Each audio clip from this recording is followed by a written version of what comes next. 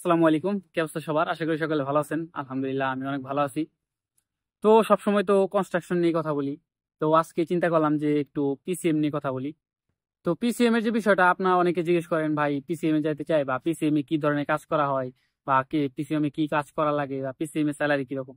তো অনেক কথাই মনে করেন যে হয়, বা কনস্ট্রাকশনের যে স্যালারি, এই বিষয়ে আমার মনে করেন যে চ্যানেলে অলরেডি 2টা ভিডিও আছে।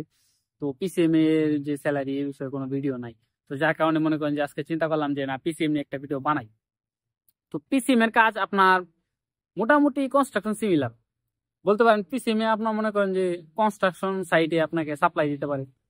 তাও কেমন সাপ্লাই? আপনার মনে করেন যে ডিরেক্ট যে কনস্ট্রাকশনের কাজ, যেমন রিভার কাস্টিং, তারপর আপনার ফর্ম ওয়ার্ক, এগুলা করতে পারবেন না। এগুলা আপনি করতে পারবেন না। আপনার কনস্ট্রাকশন সাইটে কোন কাজগুলো করতে পারেন পিসিএম এ? ইলেকট্রিক্যাল, তারপর আপনার প্লাম্বার, এগুলা। তারপরে মনে করেন আপনার সাপ্লাই দিতে পারে পিসিএম। পিসিএম তো মনে করেন যে আপনার ডিরেক্ট কোম্পানি খুব কম হয়, পিসিএম বেশিরভাগই সাপ্লাই দেয়। তো আপনার মনে করেন যে আপনার সাপ্লাই দিব একটা ইলেকট্রিক কোম্পানিতে, তো তাদের সাথে হেল্প টেল্প করবেন, এই আর কি।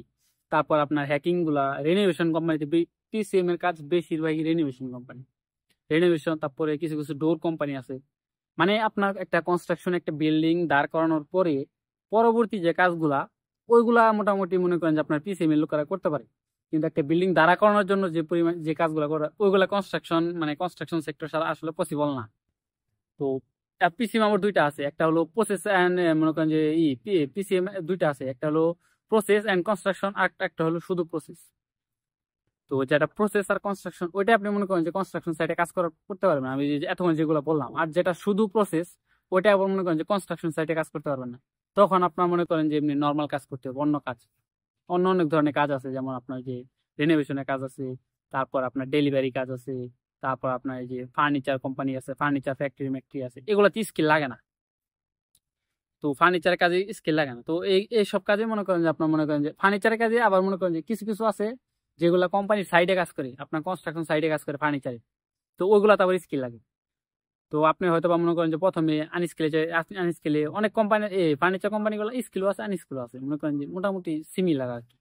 তো এই হলো বিষয়। তো পিসিএম এ আবার যে স্যালারি কথা যদি বলি, স্যালারি মোটামুটি মনে করেন যে সেম। স্যালারি সেম বলতে কনস্ট্রাকশন সেম সেম। আপনার প্রথমে যে 18 টাকা, 19 টাকা, 18 টাকা 19 টাকা, 18 টাকা 19 টাকা, পিসিএম এ নর্মালি 18-19 টাকায় মনে করেন যে স্যালারি থাকে। তো এ হলো বিষয়।